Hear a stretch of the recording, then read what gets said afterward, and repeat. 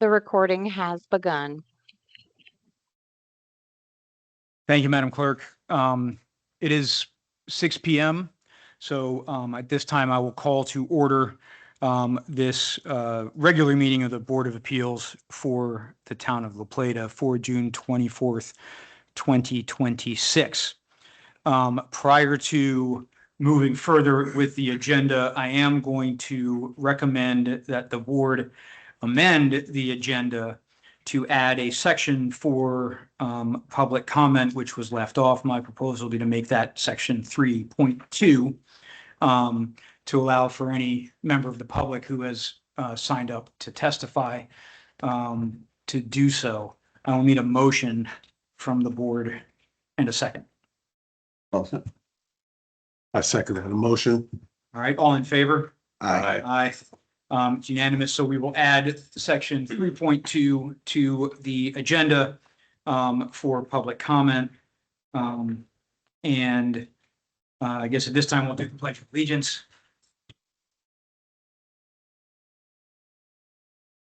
Pledge allegiance to the flag of the United States of America and to the republic for which it stands, one nation, under God, indivisible, with liberty and justice for all.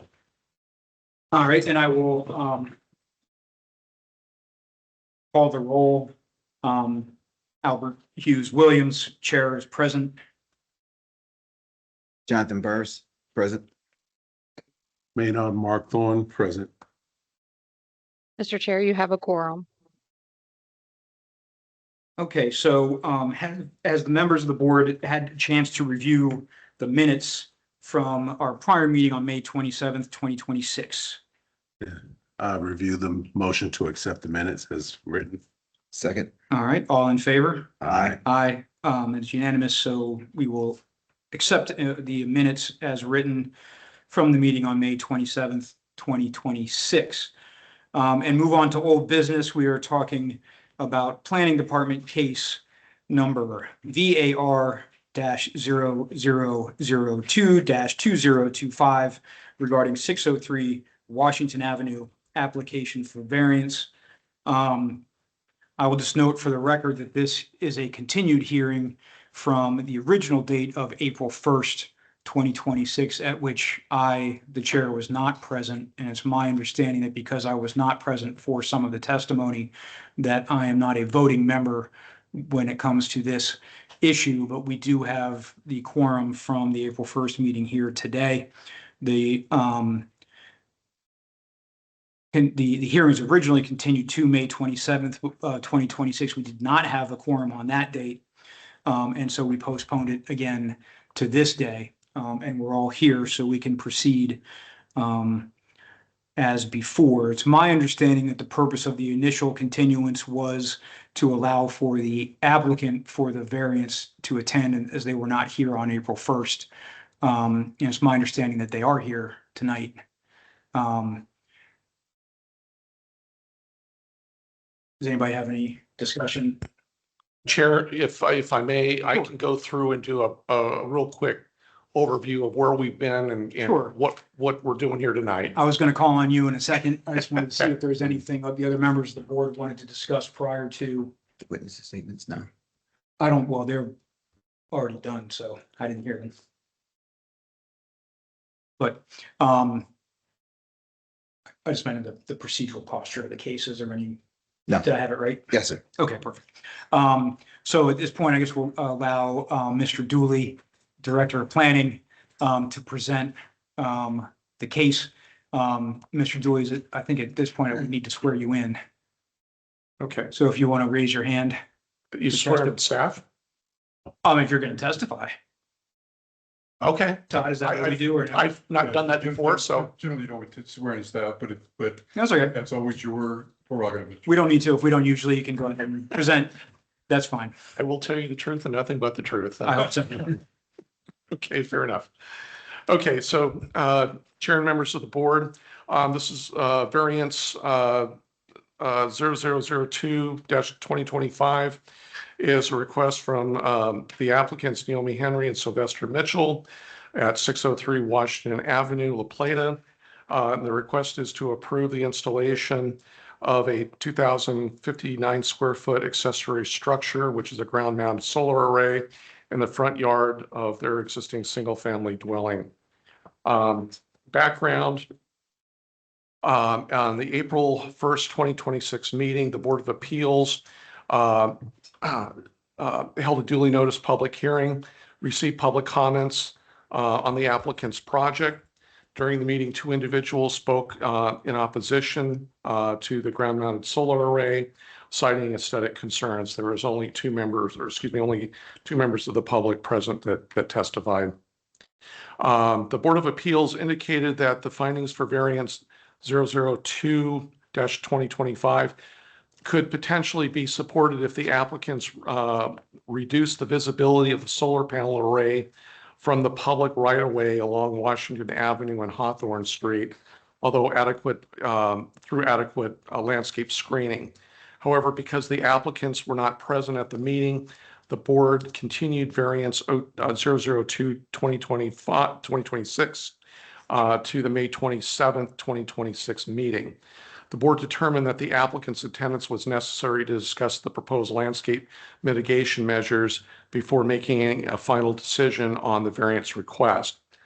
At the time, the board's conceptual landscape comments for mitigation concerned adding conditions of approval to consider things like installation of appropriate landscape screening around the solar array within 180 days of project approval, to planting landscape materials capable of reaching a height of 7 feet within 2 years of project approval, and third, installation of the landscaping in a zigzag pattern between the solar array and Washington Avenue and Hawthorne Street to create an attractive landscape design. So the meeting was continued to May 27, 2026. During that meeting, although the Board of Appeals anticipated continuing the evaluation of the variance request during that meeting, there was not a quorum of voting members present, and therefore the applicant's variance request was continued again to tonight's meeting on June 24, 2026. And that's kind of where we're at today. The applicant is present. We obviously have a quorum, and staff is here to answer any questions that the board has at this time. Thank you. You have a question? Any Oh. members of the board have questions? Not for Mr. Doherty. I do. Director Dooley, what was the result, if any, of the actual complaint to code enforcement that was made that initiated the applicant for coming for the variance? The result was that staff had contacted the applicant and advised that a variance request was required, even though the building permits for the solar array were issued in error. And what would be the consequence of the variance not being granted, or if a variance was never sought, what would be the consequence to the landowner? Well, if the variance was not approved tonight, the applicant's permit is in a state of flux because to meet code, they would have to relocate where the existing solar panel is right now, or panels arrays right now, and which would fundamentally require moving to the back of the property, which is heavily forested to the rear of the lot. And so the permit was, it's my understanding, the residents applied for a permit Yes, through sir. the town of Plata, correct? Correct. And the permit included the current location of the solar array, That's correct. and the town approved that permit. The town approved it in error. And Well- I think the error occurred because it wasn't identified as an accessory structure. That's what I believe happened. But that's it. Fundamentally, it was done in error. Okay, and so the biggest concern, and I'm asking some of these questions for the record, but also for discussion purposes later, the solar array has already been built, is that correct? Yes, sir. And so, And finalized. and The building permit was finalized on it. and I understand that from the packet. Yeah. And so effectively, what, if any, enforcement mechanism does the town have if the permit was issued for the location it is now? Is there an ability for the town to revoke the permit after it's been approved and the project has been built?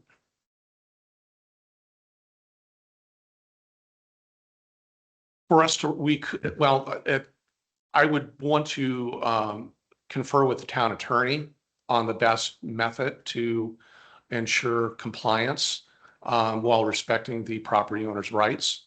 And so that there's a legal process to go through. But I'm not qualified to tell you what that legal process is, as I'm not a licensed attorney. Okay.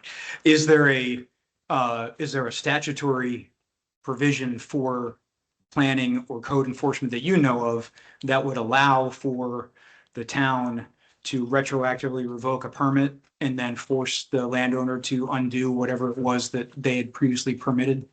Again, I would confer with the town attorney on the method that would be appropriate. Okay.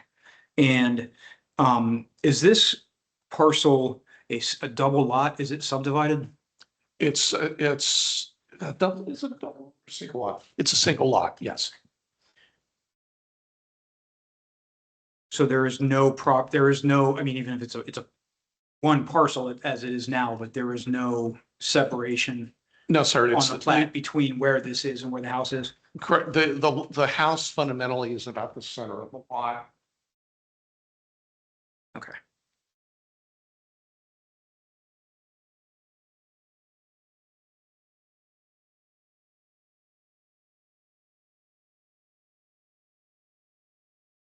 Do any other members of the board have any questions of Mr. Dooley based on my questions? He's got the same answers we got. Okay. Hearing that there are no other questions, I think we will call on the applicants to testify at this time if there's any statement they want to make. Come on up and state your name and then I will swear you in. Ms. Henry, if you raise your right hand for me. Do you swear under the penalties of perjury that the testimony you give will be the truth to the best of your ability? I do. Okay. Go ahead. I don't have a statement. Really here because you guys have asked me to be here. Well, you are technically the applicant for the variance.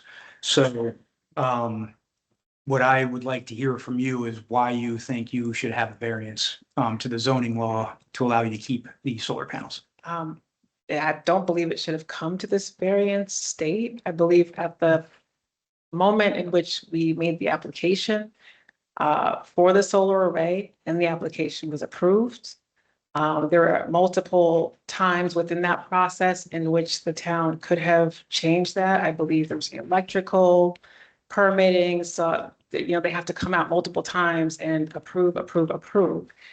And even up until the end, there was no issue with my solar array until someone, a neighbor subsequently complained. And I don't believe that should cause them to cause a change in that permit process. If there were any issues, that neighbor could have complained at any point during the construction. It took quite a while, months to actually put this up. So there were plenty of opportunity for anyone to make any comment or come to the town or the town to even pause on the project. And none of that was done in the amount of months that this structure was put up. I don't know if any of you guys live in La Plata, and if you have been by the house, if you've seen the landscaping, there are lots of trees there. I mean, depending on what time of the year that you drive by, if you drive by in the wintertime, of course, the trees are more sparse. In the summertime, everything's more plump and green. Most people barely even notice it. Most people think it's super cool. I've heard from many people in the town because the neighbor did actually post this in a public forum, posted pictures of my yard, pictures of my solar array. It's the borderline harassment of that. And, many people in town, I think it's the Town of La Plata community Facebook page or whatever, folks have commented. And most, I'd say 99.9% of the comments are, why is the town kind of harassing us and coming after us after they have already approved our solar array because of one person who complained. So, again, I'm here because you've asked me to be here, but I have done my due diligence. I have applied for a permit. The structure is quite large, as you guys have seen. Take it down, I believe it would cost close to about $1 million, so my solar company has told me. So it cannot be moved to another area. The property was surveyed in advance to see where else the solar array could be put. That was the only place that it would be put for maximum, not consumption, but productivity. Again, if this had come up prior to putting up and prior to being approved, if we would have been told, hey, you need screening, hey, you need any of these other things. I believe there was ample amount of time for the town of La Plata to at least notify us as homeowners. It's a big property. The amount of money it would cost for screening and the more trees, you guys have been by the house. There's a lot of trees on both sides, on the Washington Avenue side and on the Hawthorne side. There are a lot of trees or fences. All of that should have been taken into consideration prior to the approval. So kind of doing this after the fact, I believe is very much unfair and would cause a huge burden to myself. Thank you. I'll note for the record that statutorily, all three of us have to reside in the town of La Plata to sit on the Board of Appeals for the town of La Plata. So yes, we all do live here. When the construction was happening, was the permit posted publicly on your property somewhere? Yes. Where was it posted? I believe there was a sign in the yard and they put a note on your door of the house as well. Of whose house? Oh, my house. Okay.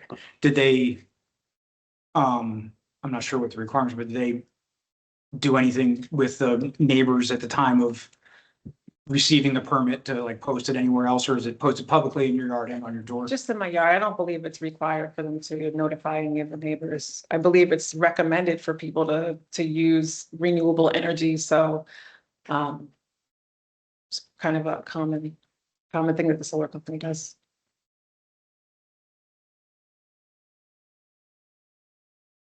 So I'm going to say this is more for the record, and I'm not aiming this necessarily at you.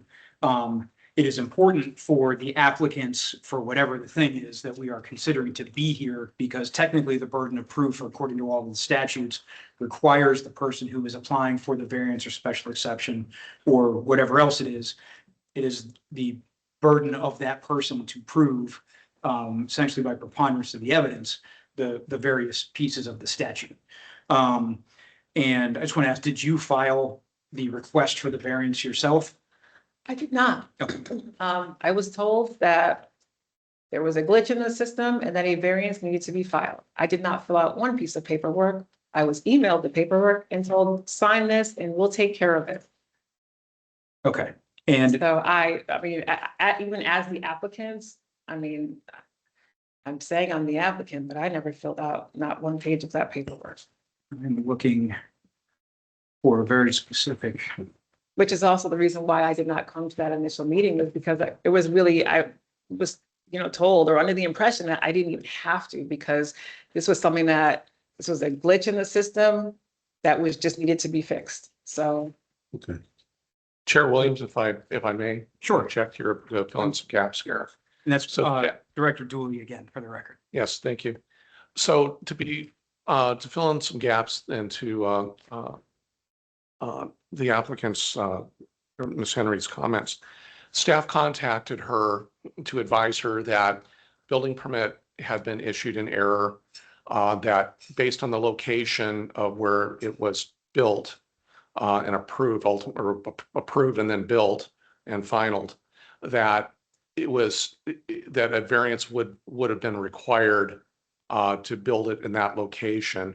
So the variance process was circumvented because a building permit was issued instead of having the variance first.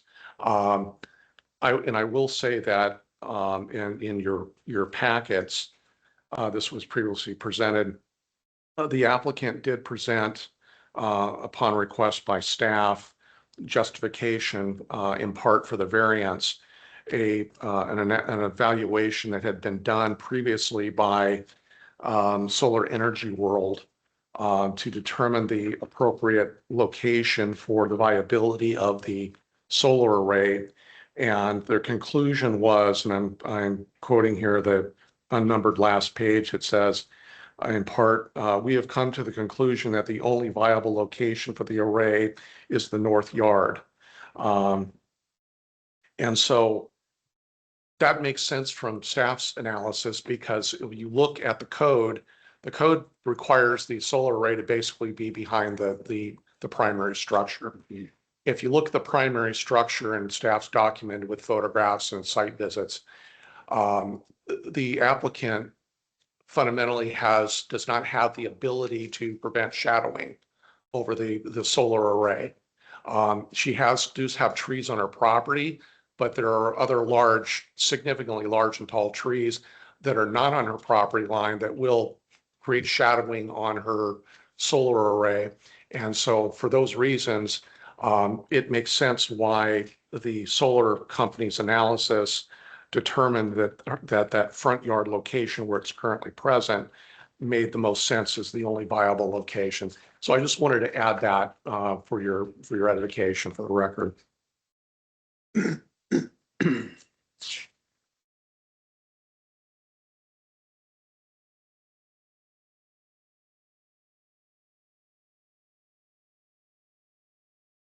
I have any questions?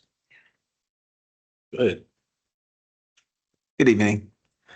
For the record, it's Mr. Burris. Oh, I'm sorry. Yes, Jay Burris is here. How are you? I know this is a little stressful for you, especially when you quote that number that becomes a little more stressful. You said something that I wanted to go back and reflect on a little bit. You said when you were doing your research for the solar stuff, did that include the building planning for the city, for the town of La Plata, when you were doing that research and see where you're able to put it and locate it? Or did you leave that up to like the solar That was up company? to the solar company, yes. Okay. Realistically, they should have been told that upfront. Well, that's where I'm curious. I think I'll have that question for him when I call him up here, but I just wanted to ask that. And then I wanted to ask when looking at your property and stuff, I do want to agree with you. I drive past there almost daily, and until this came up, I almost never saw it sitting there behind those trees. However, with that being said, I do think that it's hidden. But in this situation here is like, even if one citizen brings up something that's a variant, we do have to look into it. So I was curious on whether consideration was given into, as Mr. Dooley said, the shadowing. Looking at the diagram, I see a line of large trees that could or could not be removed to have installed the solar array back there. In the backyard, Yeah, those aren't on my property. okay. Yeah. So I see the dividing line, and you're very close to it. Yeah. I did not know if that was part of the permit package you submitted on the consideration, as Mr. Dooley is stating, and that was part of the planning process for putting this in the north, which at that time should have came up saying that you would need a variant before you install this thing. And then we would be here at that point before the installation. So I don't know where that falls on. Mr. Dooley's been great with us telling us it's been an error. The error was that it was done before we even got to this point. But for you, I mean, I understand the stress and the situation you're under with this. And I owe you an apology because on April 1st, I had asked for you to be at the next one and I didn't show up. I had a situation to deal with, so I apologize to you. But when you're done, I'd like to speak to, thank you. Yes. I know when we, Mr. Thorne, for the record. Mr. Thorne. and, Mr. Dooley, I know when we first had the hearing, we talked about the possibility of camouflage. Was that information passed on to the applicant? I advised, I'm trying to remember if I had or not. Well, I know we had a conversation on the phone after the meeting. And I explained to her that the commission wanted to discuss potential conditions that included landscaping, but I didn't get into any of the details because I didn't know what those ultimate details would be. That Right. was the purpose for her coming back to have that discussion. Right. Yeah, that was something we were just throwing out there just in case. Just so we'd have another option. Mhm. And how willing are you to camouflage? Because it's gonna be intense. Well, yes. Mr. Thorne, I'm sure you've driven by the house as well. I think we have to be careful with camouflaging. For one, is that it may cause additional shading, right? That those shadows, depending on where you position a brand new tree, that may cause shadowing onto my panels, which reduces my productivity, right? So then there's that issue. There's also, I have a lot of shading. I mean, I think you guys would have to be very particular, kind of close to coming up with a yard designer to, tell me exactly where you want something positioned or placed. Because it's just very difficult to just say in this room, put up some more trees. I mean, also the shading that I do have, the trees that are on the Washington Ave side, the Hawthorne side, and then there are two houses behind, right? And one of my neighbors is here. The one who lives directly behind the solar panels, the one who can see it, right? There's one huge tree. I know in the wintertime, she could probably see straight to the panels. Right now, there's a huge tree in between her house, huge tree, panels, which is blocking. So my neighbor is here, who has no complaints, was directly behind me and the solar panels. So if you'd like to hear from her, and if she needs additional shading, but I would think that with that shading on all three sides, and the fourth side is just my lawn, I would think that that is sufficient. And Mr. Thorne, if I may. Yes. I just want to bring up one point, a couple points. We're discussing screening rather than actual camouflaging. And so it's actually just landscaping screening. But more importantly, staff did do a follow-up kind of analysis of it. And there was a initial talk about providing that screening along the roadways and along the fence lines of the roadways. And the staff really kind of thought probably if we were going to look at the screening, it would just be under the array itself. Right. So in essence, it would just much smaller area rather than along the roadway, which was somewhat discussed at the beginning. So I just wanted to make sure that was clear for the record also. This is Todd. Oh, Val, how are you? Good to see you. You don't have a sign. I don't have a sign. I'm the attorney for the board, so that I apologize, Mr. Thorne. Yeah, no problem. Mr. Dooley. Yeah, Chair, if I be recognized. So that's what I was actually, Mr. Todd took away my thunder. That's okay, though. That's good. We're talking about it. Yeah, so to give a little bit of context, the members that were here may remember that the primary aesthetic concern was underneath of the Right. the back half. the back half where Yes. it's leaning this way. So you have this metal structure behind it. Right. And I think that's what my impression that people were concerned about. And I understand that, additional trees, and I had expressed the same concern for the board's consideration that additional trees could cause additional shading and prevent the structure from being utilized the way it's supposed to. So looking and so my suggestion is that for the board's consideration in this discussion and the applicants is to use a thick lattice panel that would go onto the back side of this array, right? And you would have vines that could grow on the back of it, so it would grow up.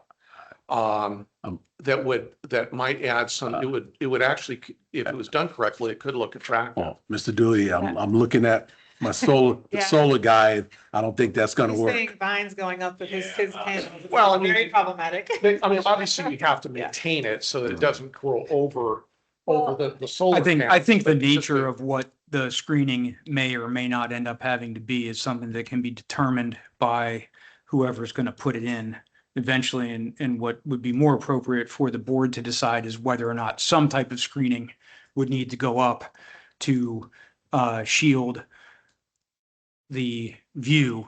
But at this time, so Ms. Henry, I appreciate your testimony today. I see two other folks back there. You indicated that one is the installer of the solar panels and one is your neighbor. If either of them would like to testify, they could so indicate and I will call them. Okay. And please state your name for the record Ryan Mucha, and who do you represent? Solar Energy World LLC, a Comcast company. All right, and I see you're already raising your right hand for me. Thank you. Do you swear or affirm under the penalties of perjury that the testimony you'll give today will be the truth to the best of your ability? I do. Thank you. And Thank you. well, tell us what you want to tell us. So I'm the person who is the frontline project manager for this project. So when we talk about the interactions and the opportunities to have, caught this in the front end, I don't like to beat up mistakes. Mistakes happen across the board with construction all the time. I think when we look at Mr. Dooley's suggestion for vines, I understand the spirit of trying to keep the cost conscious. However, I do not want anything growing on my solar array, please. When we look at like financial implications, right? The cost of moving this would be the acceleration of all of the future payments, plus the 30% tax credit that our partner got, plus another 10% for it being built during 2025. So we're looking at, she said $1 million, it's closer to $700,000. That would just get her to be even, and that would not then care about the opportunity cost of all the future money that she's going to have to pay to SMECO versus the rates that she has locked in right now. She's at 11 cents, and I think if you guys look at your SMECO bill right now, you'll see that about 20. So I don't want to do the economics behind that. I just want to give you guys the data because I think that's really important when we make a decision like this. Don was great to work with. We do our due diligence. We did the soil analysis like we're supposed to. We walked the property with her and Slide to look at everywhere we could put it. There was no other option. If we would have been told no, we would have not put it there. The main restrictions with authorities having jurisdiction in the state of Maryland is based on acreage. If there's other stipulations that need to happen, we need to kind of be told that. We work within every stipulation that we're given. We like to be white collar, white glove service. When you say jump, we say how high, no matter how much of a pain in the neck it can be. We install in Queen Anne's County, and if you've ever dealt with Queen Anne County for anything, we just wait forever and ever and ever. Just kind of hold our breath. I don't know a path forward that would involve removing the systems. I'm here so we don't have to bring Comcast lawyers down from Philadelphia. If that's how we have to do that, that's what we're here for. But I think the game plan is the spirit of this is we want to do it the right way. Somebody dropped the ball, it's okay. It happens. But when we look at what we can do now in the path forward, we want to try to be a help for the solution. So if whatever we need to do, we'll be willing to do on our end. If that's helping write SOPs on our side to make sure that we never have that kind of a conversation and we'll play it again, we will definitely do so. We want to make sure that we give the opportunities for these type of ground mounts to all of the, the residents. Look, you need to have at least 3 acres. I lived in La Plata for 12 years. I coached at Lackey High School for 12 years of lacrosse program. So I live in this area. I love giving people the savings of this area, and I want to make sure that we can do that. I think that we can come together as a way to move forward and get past this. Also solar, please, we're trying to help. on that front. Like, it's only going to get worse if you know about that stuff. Thank you, guys. We appreciate that. Do you have any questions? I'd love to answer any of them. When you submitted your plans to the town, how many different times did the town have to come out to inspect the location? So without having access to the CRM specifically and not being the person at her home, I would anticipate it was between 3 and 4. The number of conversations that Don and I had probably started in what, John, October of last year, if not November. Earlier than that, so it was probably June, See, July. and that's kind of how crazy last year was for us when they took away the solar tax credit. I put in like over 100 jobs last year. This is the only one that's, like this. Well, so, and at any time, did anyone from the town planning department mention the word accessory structure to you? Not that nothing was changed in our plans at all. Everything that we submitted was approved.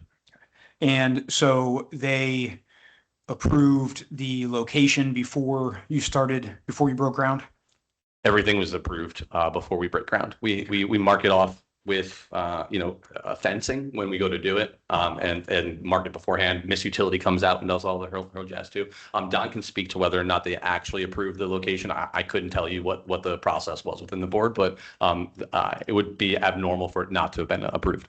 Well, you would have probably found out about it when you started building, It correct? would have been a big red flag across the notification screen on my phone. Like, hey, something's wrong. We got to figure out. So What are the different stages at which the town came out to inspect the construction? you would have to ask Don for the specific dates and when they came out for things. I would be lying to you if I gave you any dates. Okay, well, just sort of what were they for though? Did they come out, if you know, to check on? Again, for what the town came out for, that would be on them. We don't generally have communication with respect to like back end if they're coming up to do their own assessment. If they were coming out to do like an inspection, we would be there at the same time. So like though that date is absolutely my CRM, I could look that up for you and get you that here. Were you present at the location for any inspections with the town? I would not have been on site. No, sir. Okay, Yeah, but that would somebody be from the on organization was? site for inspection. Absolutely. For them coming out and assessing, that would be up to Okay. Don to tell you. And I would tell you more than likely, no, we would have only had somebody out here for inspection. Okay. Um, And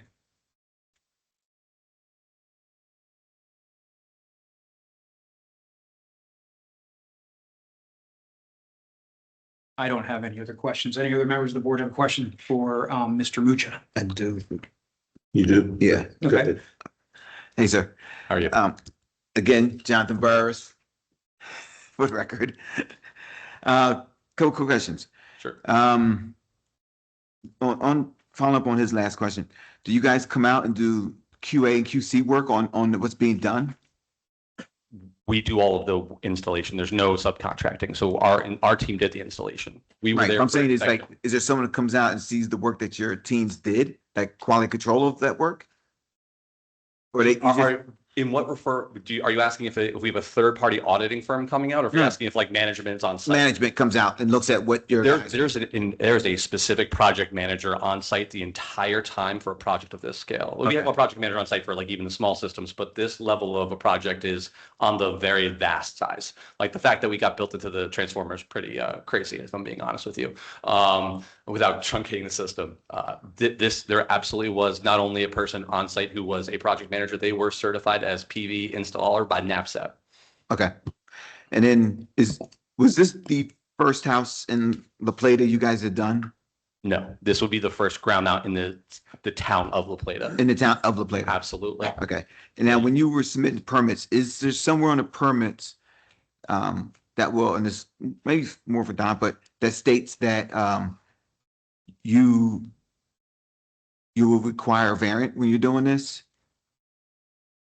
Unless we are told it's a variance on the front end, how would we have known that it was a? No, I'm asking, on your forms that you're doing for your permits and all this, is there somewhere on their forms that say that, is this a possible variant? And then you guys will do the research to see what variant. what it No, the requires. AHJ tells us when we submit our forms, if there's a variation, a variance at any point in time. And then I've had that happen before with other municipalities, and we pause the production until we get it sorted. I have seen ground mounts take 9 months everything goes right. Right. So it is not uncommon for a ground mount with all of the steps that we have to go through for there to be a potential variance. And at every time that was ever happened, we've never built until it's been approved. This is an edge case for us as well. And then through the whole process, this took, We signed the paperwork in February and it wasn't turned on and PTO'd until November. okay. So then like nowhere in that time did anyone come to you about this requiring a variant? not before it was in the ground. No, sir. Okay. And then, last question, I'm sorry, is, was the structure, the roof, a possibility? No, sir. If you look at the Craftsman home that they have, there is no actual space in meeting our fire code to be able to put panels on there. Okay. Ground mount was the only option. We looked at every position on the yard that we could to put the ground mount, and there was no other place that would have made it anywhere. Like that was it, unfortunately. It would have been a kill the project, which is completely okay. Sometimes you have to shake hands and go the other way in construction, but we are where we are. Thank you. Hi. Hey, Mr. Thorne, how are you? I'm curious to know that, was there a reason why no one thought about listing this as an accessory structure? I mean, auxiliary structure, because it shouldn't be in front of the house at all. You know, even if I want a playground in that area, it can't be in the front of the house. So I'm not understanding how it got past anything. That would be a question for Mr. Dooley's department. Good. Can we answer the question? So the review that occurred, the person who was doing that actually did the review did not look at this as an accessory structure. They didn't think to look at the definition to see if it constituted an accessory structure or not. And so it was approved as it was, as a solar array. They may have sort of thought of and I don't want to put words in their mouth because they're not here, but it's not an uncommon thing for more inexperienced staff to think of accessory structures as garages or gazebos, not other forms of accessory buildings or structures.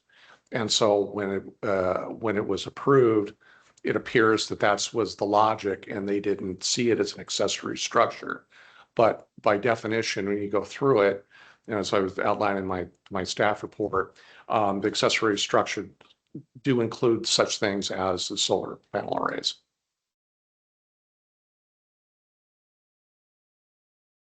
Any other questions for Mr. Mooch? Sure.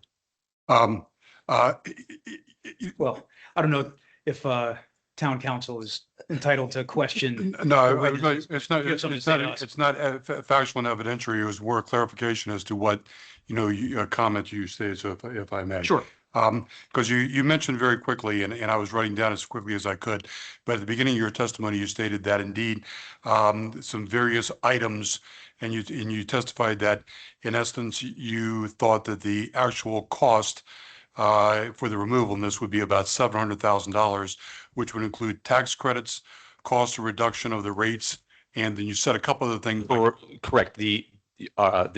Our mutual, your constituent, my client, signed a lease agreement for the panel. So therefore, she's a 25-year agreement for the production of that system. Therefore, to prepay the lease and to get out of it, the only way to do that would be to prepay all the payments. The problem is you can't buy out a lease payment from a solar contract within the first 5 years because their depreciation schedules, meaning IIGS, our partner, depend on the tax credits and how many years they're taking the depreciation for the asset they paid for. They do that over 5 years, and then they depreciate the rest of the asset over 5% each year. So I find that when I'm trying to give you numbers, I'm giving you ballpark figures before that we have to have that conversation with like your counterpart from our company. If we sum all the payments, it's over $500,000. And then if you add the 40% tax credits on top of 500, now we're right around 7. Plus we didn't include any of the opportunity cost of undoing something that she can't do again. Like I could not build her a solar array to give her any value back. We're essentially taking away something that Should we have given it to her? Probably not if I were following the rules. I'm going to be honest. I have kids. I want to be open and not ethical, right? Like, but sometimes your kids do that thing. You got to just roll with it. So that's kind of where I find us on that. Did I answer all of your information, sir? I apologize for getting a little bit off track. No, that's fine. There are two other questions. So what Sure. was the original cost of this installation? The Well- cost of the installation, that what we were paid, or Yes. what her payments total over the 25 years. How about just what you were paid? I don't think I should have to disclose what our company was paid Okay. for work in any kind of, Okay. but the agreement is not my agreement. That's the problem. It's the partner's agreement for the summation of the payments of the lease for the pay. So they have a lease agreement to pay for the power that's produced by those solar panels for 25 years. They are legally obligated to pay that payment for 25 years. So if you turn off the system, she's still paying that payment for 25 years. So Yeah. Let They me have to make get sure paid. Yep. I was clear. So in essence, this is actually tied into the power grid, not just. 100%. Yes, sir. Okay, Absolutely. So I just make sure I was clear. This isn't just her benefit. This was a benefit going into the grid itself. Correct. And Absolutely. that was part of the deal. 100%. Her array itself actually overproduces by about 10%. So she produces more power than she consumes. And she sends that back out for everybody else to keep the grid. We don't have that issue like BG&E does, right? Like down here, Smecco, we don't have the infrastructure problems that they have. But they would kill to be able to put one of those in their yard and be able to offset that kind of stuff. So, No, I understand. yes, sir. Any other questions? I know you said you had two more. I know I can take you off track sometimes. Okay, cool. Anything else, guys? I'm sorry. No, thank you. You're welcome. And Ms. Enos, you want to just state your name for the record? Leanne Enos. You raise your right hand for me. Do you swear or affirm under the penalties of perjury that the testimony you will give will be the truth to the best of your ability? Yep. Perfect. You did say your name for the record. Where do you live? Town of Leda. And you are the applicant's neighbor, is that correct? That's correct. Okay. Go ahead. This is the third time I've tried to speak at this meeting, so I'm grateful that I finally have something to say. I will say I had to log on virtually the first time. Sorry, and I'm only got my arms crossed because I'm cold here. It's okay. I'm not angry. No, it's okay. It wasn't made abundantly clear that you were not allowed to participate when logged on virtually. You could just sit and listen and watch. My childcare fell through, so I didn't want to bring her with me. At last month's meeting, I brought my child with me, and then we were also not allowed to speak because there wasn't a quorum. So luckily I had childcare today and I'm able here to speak. So I just want to make it, there was some talk in the first meeting that negative talk against Naomi, against this project because no one was here to support it. And I just want to say for the record that I was there to support it. I just didn't know I wasn't going to be able to speak. A lot of the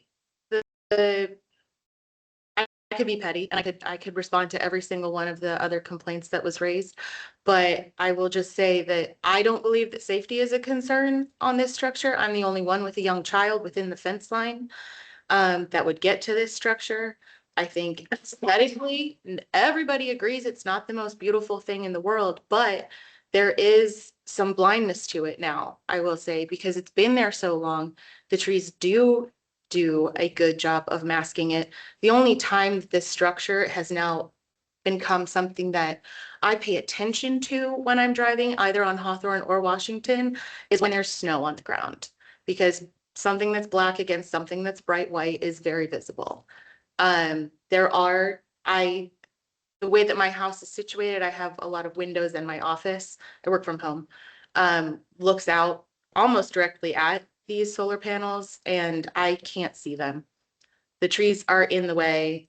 Again, time blindness happens. We just don't notice them anymore. The only way that it would be an unsafe environment would be if somebody trespassed onto Naomi's and Sly's land to climb onto this structure, which would be a whole other issue.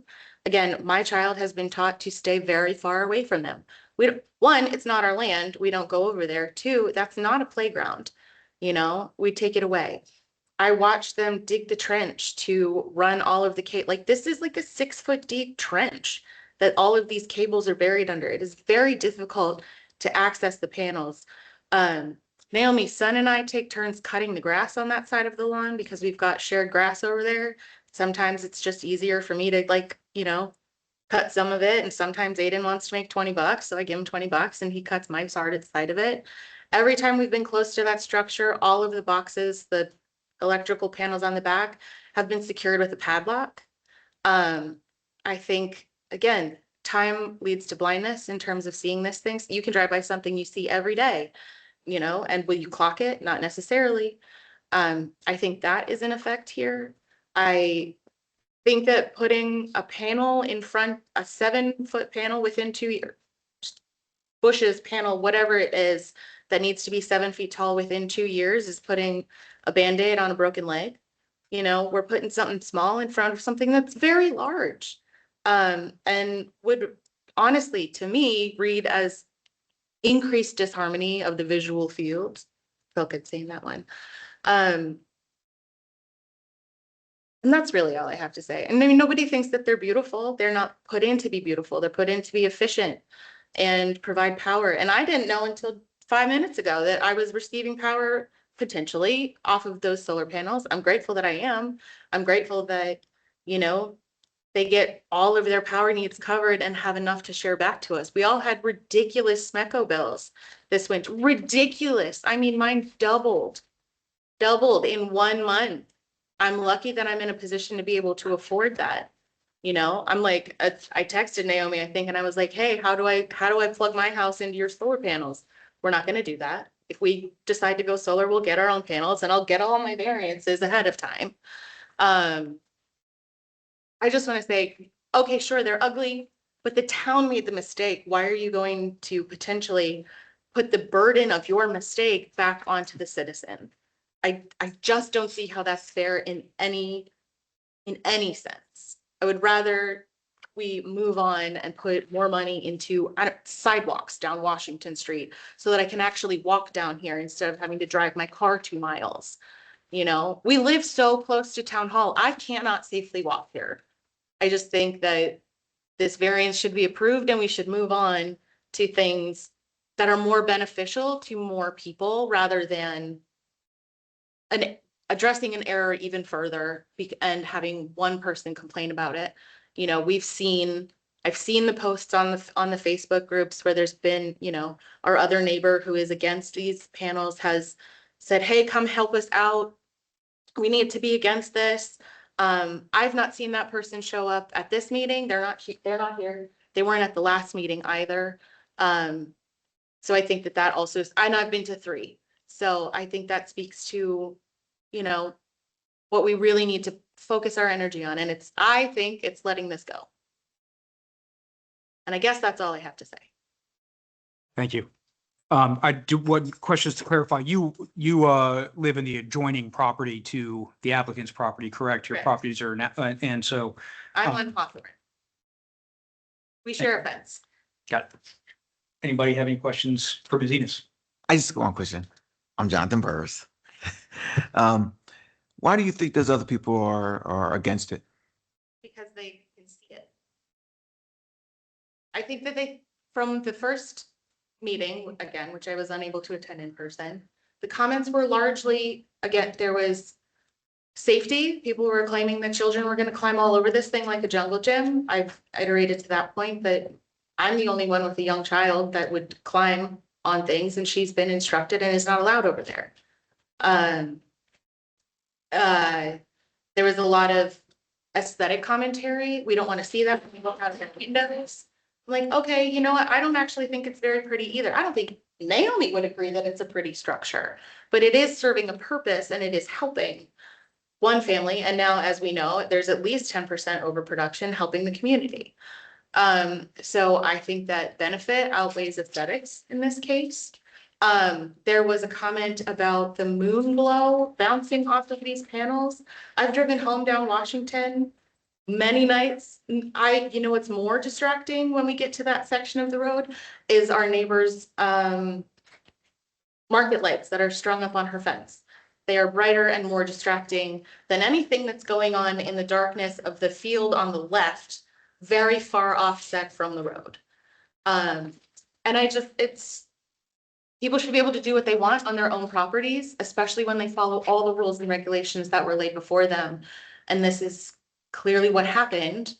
And now we're like in this, again, it's everybody stated, this is kind of a backward situation. We have to go through this variance after the fact. And that just shouldn't have happened. I'm sure that I can think of more, but Thank you. I'll hold back. No problem. Thank you. Okay, thank you very much. Thank you. I have just a couple follow-up questions for Director Dooley. Do you prefer director or Mr.? Either is fine. Okay. What zone is the property located in? It is in the R21 zone, so residential 21,000 square feet minimum. Okay. So in R21 zoned areas, wireless communication towers are permitted, is that correct? With exceptions? Well, this is not a wireless communication No, tower. I would no. have to look at the zoning code to see if So the wireless communication for that particular zone is permitted or not. I'm looking at the special exception statute, which is 191-52. And it goes into a very long list of various things that can be built with special exceptions. Including manufacturing and utilities, and things like that. So one of the ones I was looking at here is 191-52-29, utility major and utility minor, which from my reading of this seems to primarily be talking about transmission lines, but also it notes that public utility buildings adjacent to residential development, whenever practicable, shall have the exterior appearance of residential buildings and shall have suitable landscaping and screen planting and fencing. And the board shall prescribe appropriate conditions and safeguards to minimize adverse effects on the character of the surrounding area, including soundproofing for the construction of fences, barriers, or other safety devices for surfacing, et cetera, et cetera. I think that also would apply to things like the Verizon building on Route 301 that looks like a house, but is actually. Yes, those are public utility installations, correct. And so that is permitted in R21 with a special exception.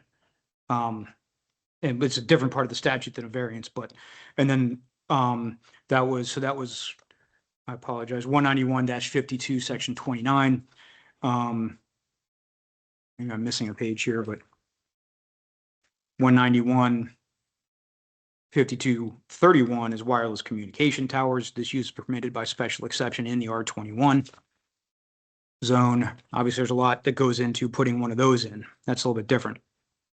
There's 191-53 is permitted with conditions that talks about accessory dwelling units, automated teller machines, and bus shelters, community gardens, etc. And I'm not seeing any utilities or anything like that in that section. And I'm bringing that up because I note that you mentioned this, and it's mentioned in the staff report, section 191-5, which is the word usage and definitions of the Plata zoning code, defines accessory structures as a structure that is customarily incidental and subordinate to the principal structure on a property and may include, but is not limited to, sheds, decks, detached garages, and gazebos. And then this is a footnote in the town report. In this case, the ground mounted solar panel array is incidental to the house, and its sole function is to provide energy to power electricity for the principal use of the property, which is a single, and that's why it would be an accessory use. I'm not sure that the statute is clear that this specific type of structure counts as an accessory structure.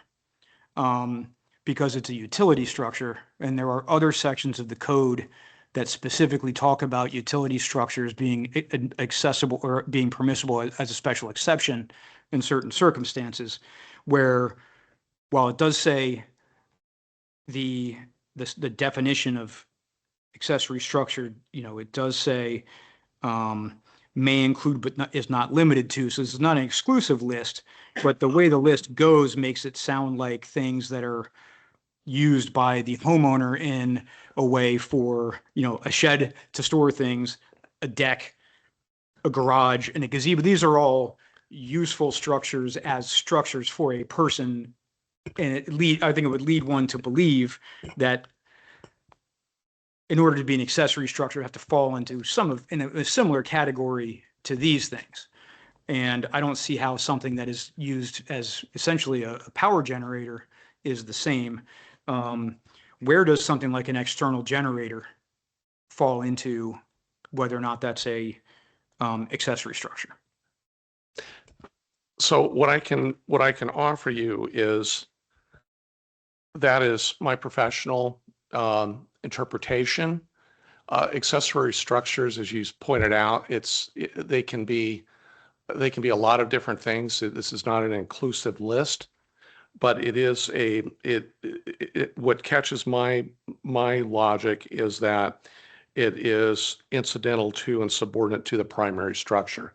The primary structure is a single family detached unit.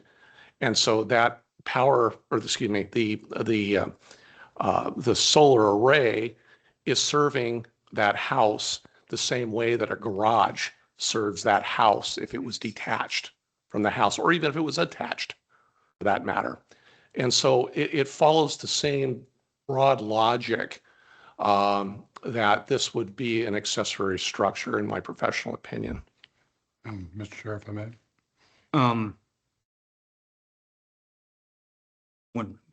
I'm thinking that, again, the testimony was this is the first ground mount solar panel ever installed in the town of La Plata on residential property, maybe at all. I've seen plenty of roof mount solar panels. Is this something, in order to avoid confusion in the future, that council needs to, the town council, not council for the town, that the town council and the mayor need to address in legislation to clarify what exactly might an accessory structure include, so to avoid this in the future? Absolutely. There's no code is written perfectly to fit every situation. We try to write codes that we try to cover 80, 90, 80, 85% of what we'll come across in general, but there's always going to be things that you never thought of when you write an ordinance. And so you do the best you can. And this is coming from experience of writing many ordinances. You can't get it 100%. It's just not possible.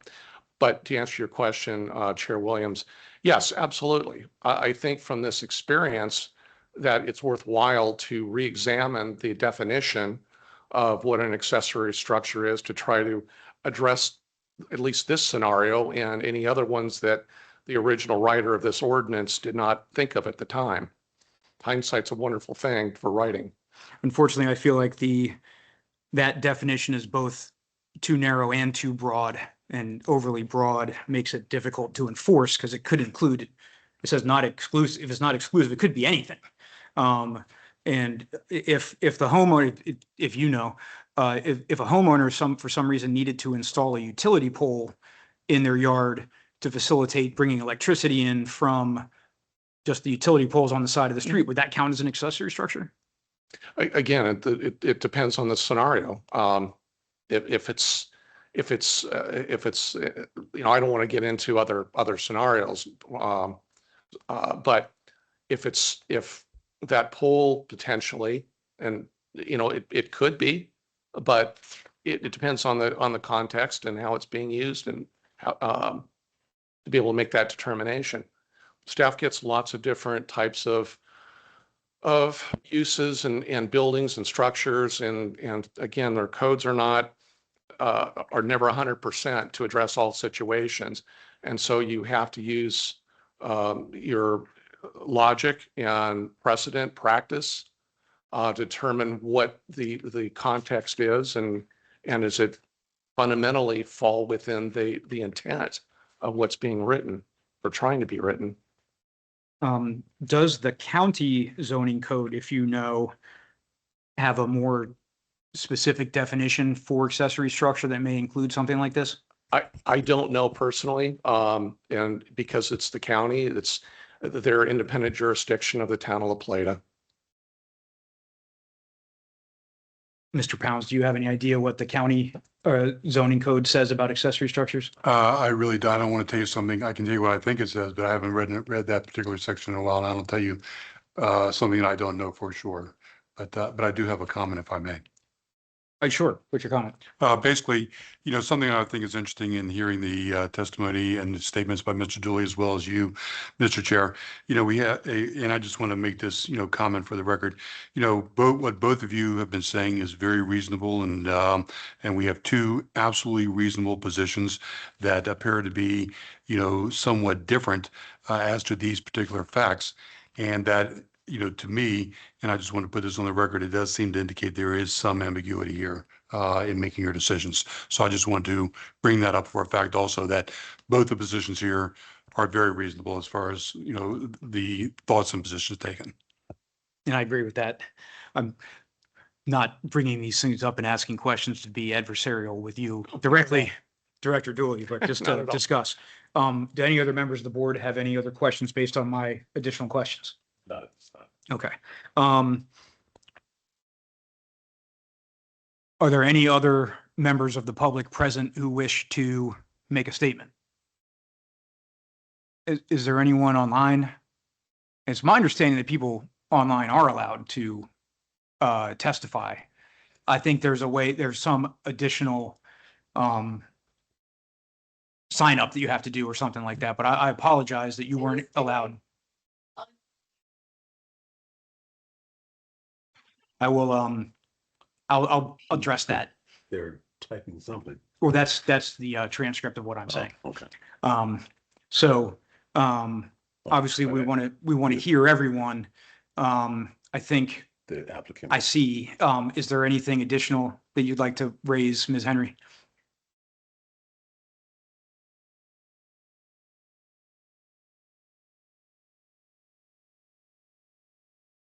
Additional accessory or utility structure? Ma'am. Hang on. Oh, I'm sorry. So I have an additional utility structure on my property and the 5 acres. I do have utility poles on my property that don't belong to me that are from the utility companies. So I kind of feel like, to your point, that solar panels is kind of in the scope of a utility structure Are they, outside are of they, accessory. are they servicing the solar panels or are they separate? They are separate. I actually have a street light on my property.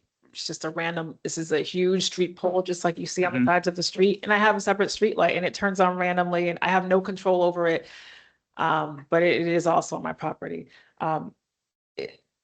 Also with it being in front of my house, I just wanted to make the comment that, say, I've got 5 acres, right? So the solar panels are on pretty much acre 1. My house is on like acre 2, so it's not even directly in front of my house. It is to the side. I would say it's about 0.15 of a mile away from my front door. So for me, it doesn't obstruct any of the front part of my house because the property is so large. So I just wanted to, that may be a reason why, that may be a reason why they maybe we're not counting it. Oh, yeah, it is pretty far on the paper as well. So, yeah, it's not. I understand. Any follow-up questions? Negative. Thank you. Okay. And seeing no other folks here to testify, we can move on to deliberations regarding the application. And again, for the record, I was not here on April 1st. So I don't think it would be appropriate for me to vote, having not heard the testimony from those opposed to the application. But I think just to kick off discussion, I want to look through some of the points in the town report. I will note that this is why I asked if it was more than one actual parcel, that the property is a corner property. And so accessory structures actually on a corner property, not only can they not be in front of the front-ish part of the house, the most forward-facing part of the house, the side of the house also counts. Correct. So the line that any accessory structure has to be behind on the applicant's property would be the northwest corner of the house extending to the edge of the property, and the south east in an L shape. So the only places that they could have built this solar panel that would have not violated that part of the accessory statute, accessory structure law would have been directly behind or on the opposite side. And it's my understanding from the testimony and the documents that that was unfeasible or not impracticable for the purposes of the solar panels themselves. I've also noted that staff has included in the packet for today's hearing a draft resolution, which I did review. And this goes into detail about the statutory factors about that the board must consider in order to grant the variance. I'm going to just sort of run through those on the record really fast. This is all from section 191-54. They included this section from B, but A indicates upon appeal from a decision by the zoning inspector, the Board of Appeals shall have the power to vary the strict application of any requirement of this chapter in the case of exceptionally irregular, narrow, shallow, or steep lots, or other exceptional physical features whereby the strict application of such requirements would result in practical difficulty and unnecessary hardship, depriving the owner of reasonable use of land. And then section B are the factors that the board must find in order to grant the variance.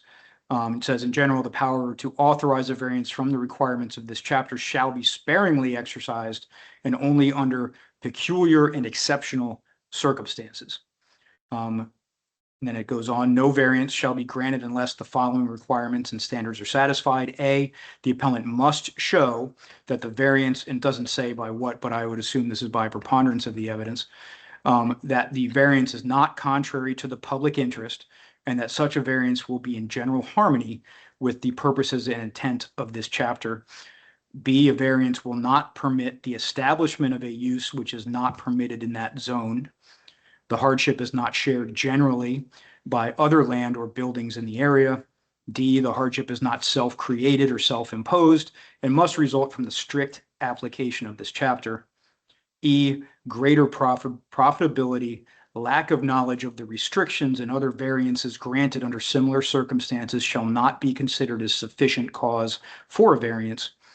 And F, the Board of Appeals may prescribe any safeguard or impose conditions as deemed necessary to secure substantially the objectives of the requirements as varied. So based on a strict reading of the variance statutes, I'm not sure we would be able to approve it if the project had not already gone through. Because this is talking about shape of the property and et cetera. Except for one, I think that we can see in the photos of the property submitted for the original April 1st, you can see that the house is situated very far back from the front, and the majority of the property is in front of the house instead of having it's not like square in the middle with equal size yards all around. And so putting any accessory structure on this property would be difficult because the area that they would be permitted to do so is very small compared to the size of the overall property. So I think based on that, overall, that would satisfy 191-54A.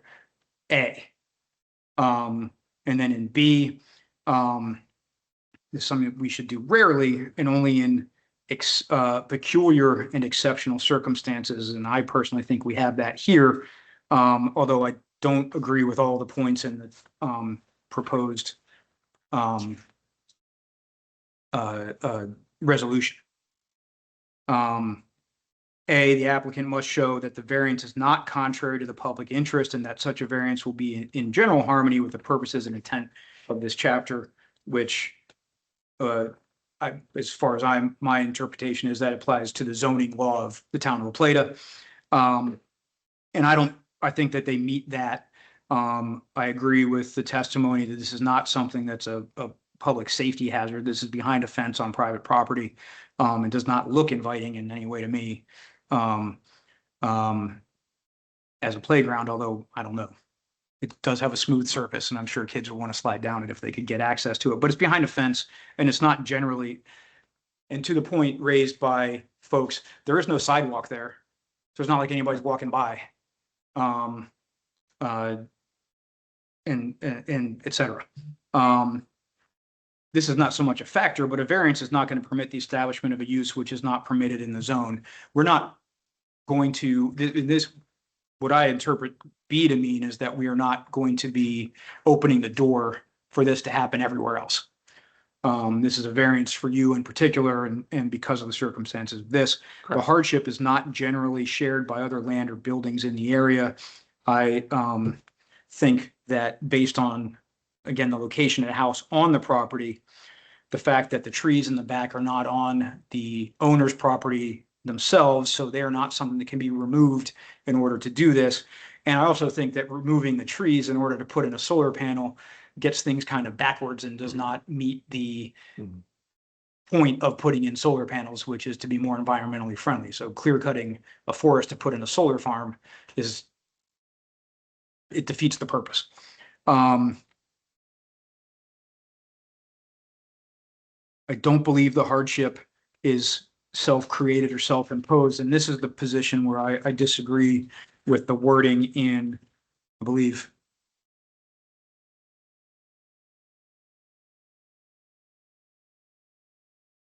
well, maybe I do agree with what was in the proposed order.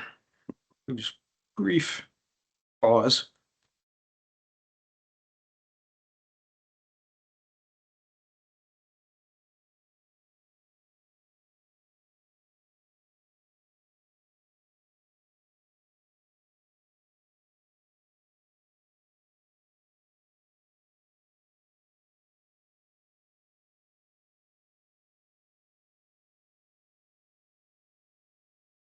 Well, we can leave this up for discussion later, but I agree with staff that the hardship is generally posed by the fact that the town granted the permit and then threatened to rescind it. I will note that I would think that the homeowner, because this is through no fault of her own, would not be held to the provisions of the lease agreement with the solar panel company if the town was to revoke the permit. I don't think that that cost would fall on the homeowner based on that. And I would obviously have not read the lease agreement, so I'm not sure about that, but I would think that this would be a force majeure or something outside of their control. And so were the board to deny the variance and the permit were to be revoked, if that's even possible, I'm not sure that that's possible either. And the structure would have to be removed. I don't believe that the individual homeowner could necessarily be held accountable for that. But back to the factors.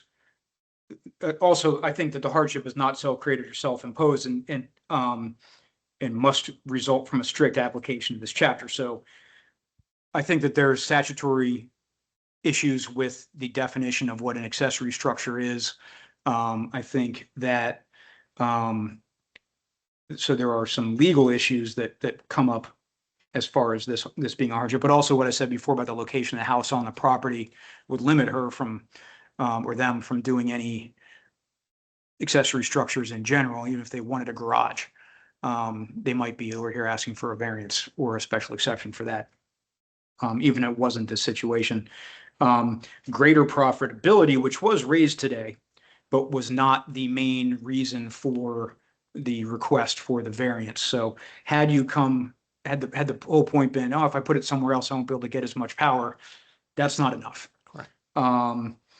Lack of knowledge of the restrictions, that is also a problem here, but that is not, I don't believe, the applicant's problem. Because they did everything they were supposed to do based on everything I've seen in the record. And at any time, the town could have told them that they can't build that there. And that would have saved everybody a lot of trouble. I don't know that we have any other variances granted under similar circumstances, et cetera, et cetera. F, the Board of Appeals may prescribe any safeguard or impose conditions as deemed necessary to secure substantially the objectives of the requirements. And And I think, I don't know that that necessarily applies in this situation because this isn't you're not asking to build a car wash on a residential property and somehow we're gonna It's have not, to make sure that, I don't think that really applies. it's not a finding. Yeah, it's not so I'm not worried about that one. I think the one thing that I note in here, when I was not here, according to the record, the members of the board who were present discussed the various types of landscaping that could be used and other things like that to potentially block the view. I also drive past this property pretty much on a daily basis.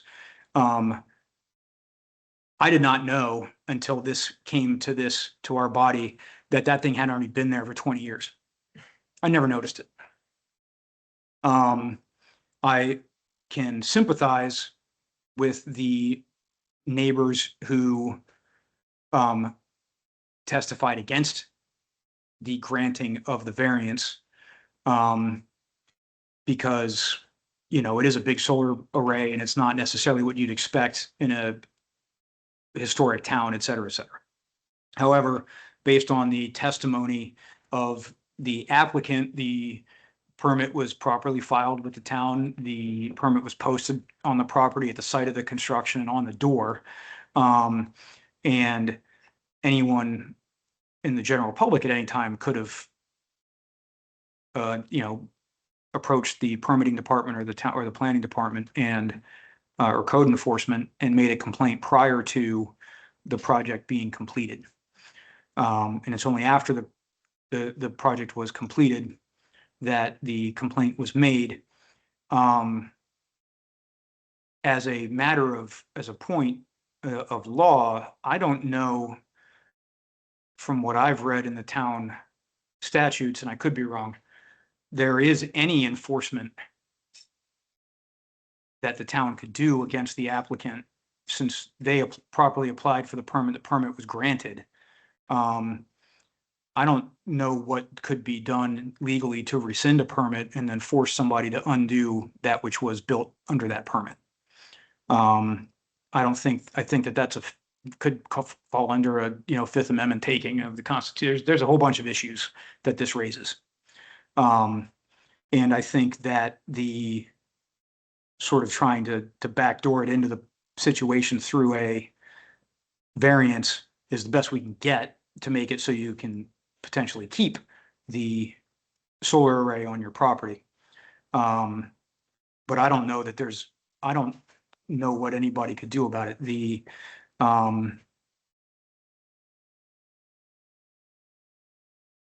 But this doesn't come to our, because, I'm just sort of discussing this in general at this point, but if nothing was done during the period with which the permit was open, I'm not sure that anybody has standing to challenge it.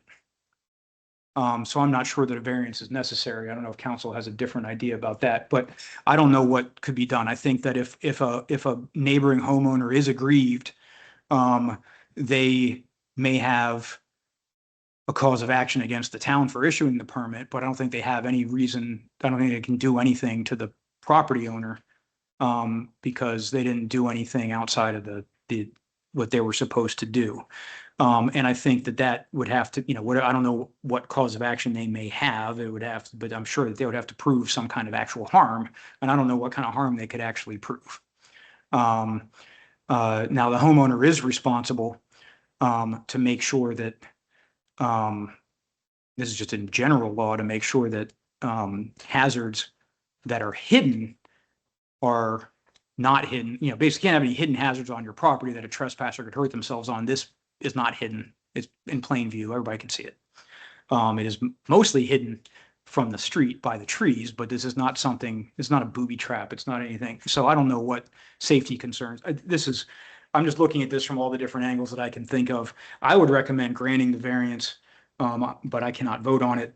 But at the same time, I think even if the town denied the variance, it's too late. It's already been done and the permit was issued, and I don't think it can be rescinded. But I will end my proposals. And one thing though, I do think that if the board was to grant the variance with some kind of requirement of,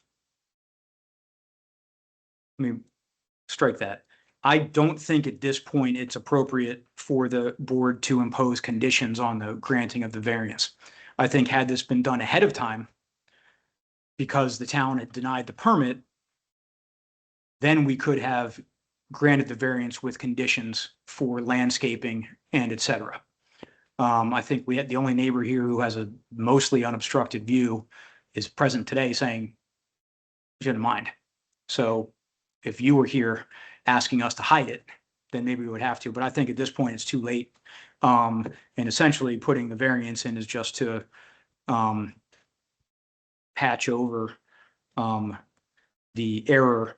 And again, I think I agree with Mr. Pounds that the statute is ambiguous in a way that a permit officer acting in good faith could definitely come to the decision that they did, that this is not a accessory structure, because it's not like, a deck or gazebo, which is recreational, or a garage or a shed, which is for storage and is a building, not a, et cetera. But with that, I will turn it over to the other members of the board for any further discussion.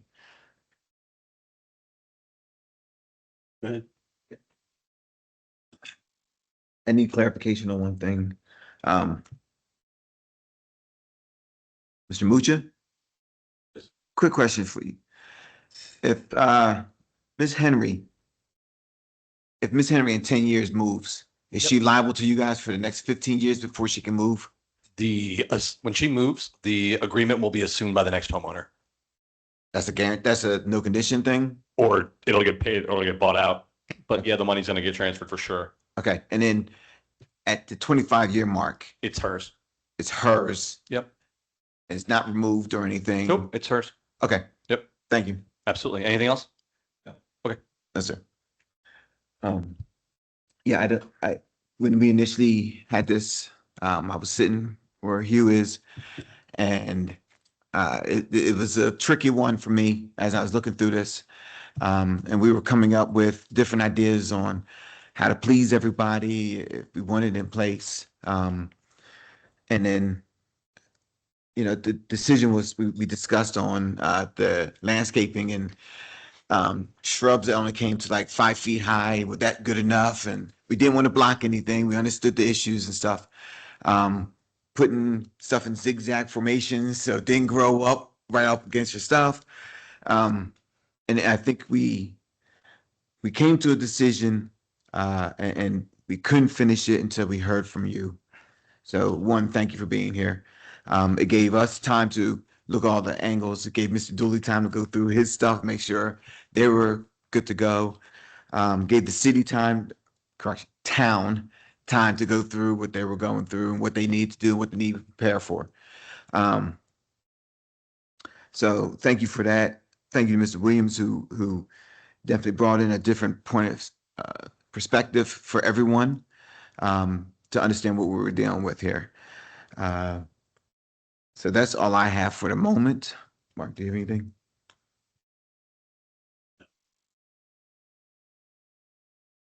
And have you, have all the members of the board reviewed the proposed resolution that was included in the packet for today? Yeah. Yes, I did. Okay. I'm just looking through it one more time. Is there any discussion about the language in the proposed resolution? No, the only thing I could see that we kind of left out on the original proposal was, like you said, we couldn't suggest other criteria, because I would have sat there and said the safety concern. I don't see the safety concern on what they're talking about for safety, but maybe for your own protection and legal aspect, put up do not trespass signs, and that would help out your situation and all. So that was the only additional thing I had that as we were going through this.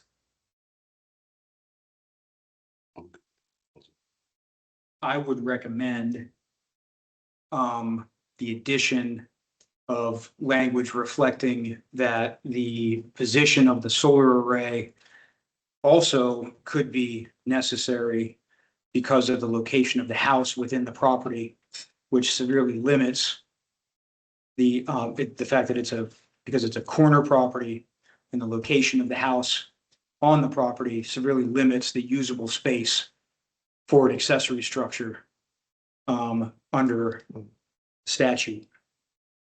And obviously, the homeowner cannot move the house forward. So that is not, and it was already there. The house was not built by this homeowner. As far as I know, I'm pretty sure is quite old. And so that's innate to the property, not the applicant's fault. I would also request that in the whereas statement at the beginning, in parentheses, it says accessory structure. I would strike that because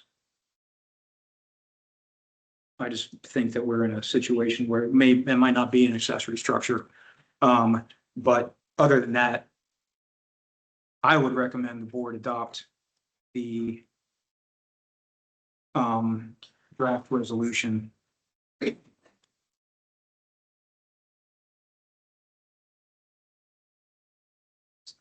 As is. Yes. And we're making sure that get the applicant's name. Ms. Ms. Hammond Hemmings. and Mr. Mitchell. And it's, Make sure. this variance is only to Well, that's the applicant. correct. And so that is the, If something happens with the house, it's gone. no. Mr. that is Chair? the- Yes. For point of clarity for minutes, you recommended that the resolution be kept the same. However, noted changes to Director Dooley, requesting clarification of your recommendation. Sure. So on page 1 of the proposed resolution in paragraph, I guess, second paragraph, the first whereas statement where it has accessory structure in parentheses, I would request to remove that. And I would request to add in paragraph, subparagraph C and D, language reflecting the fact that this is and this will be for review by the board after the fact, and we'll sign off on it later, but reflecting the fact that this is a corner property, and that because of the fact that this is a corner property and the location of the house on the property severely limits where accessory structures could be permitted as another factor in the hardship, et cetera. I think also we should note the financial hardship on the applicant should the variance be denied as well. But with regard to Mr. Thorne's question, variance, the reason why the town suggested a variance is because it is very specifically in the statute says that we're letting this occurrence of this happen, but nobody else can do it unless they come in front of us. Or not us, the director of planning, and they'd have to maybe apply for a different variance, and they would have to have their own set of facts that would allow them to do something similar. And they cannot rely on this as precedent to do it again. It stays with the property, not the owner. So the fact that the variance is in effect allows the subsequent property owner to be permitted to keep this use. They can't change it. And they can't expand on it. It is this very specific issue would stay, but no other property owner could say, oh, you granted a variance for them. Why won't you do it for us? And so, well, the statute says we have to take each case individually, and the granting of other variances doesn't mean you get one too. And I think in this case, the real issue here is that the permit may or may not have been issued in error.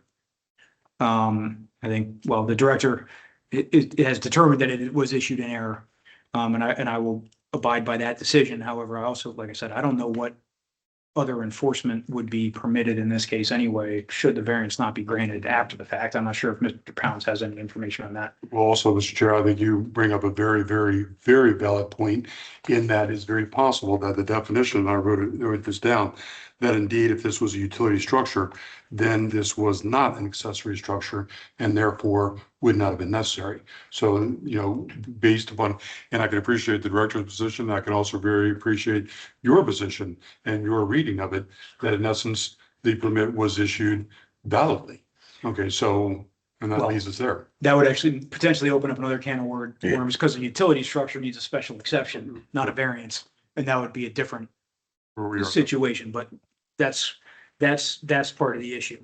And this is not the first time, I think, that from this position, I recommended that the town council amend the zoning statute to clarify things for, in order to avoid future confusion. Is there any other discussion from other members of the board? No discussion here. Okay, I guess we would need a motion.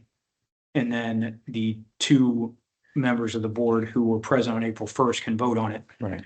I don't think I can make the motion or second it, so the motion would be though to adopt the proposed resolution with the changes stated on the record and grant the variance. So one of you guys You needs to, one of you guys needs to make the motion. Well, I was gonna Is there? have you make the motion since you sat as chair. Yeah,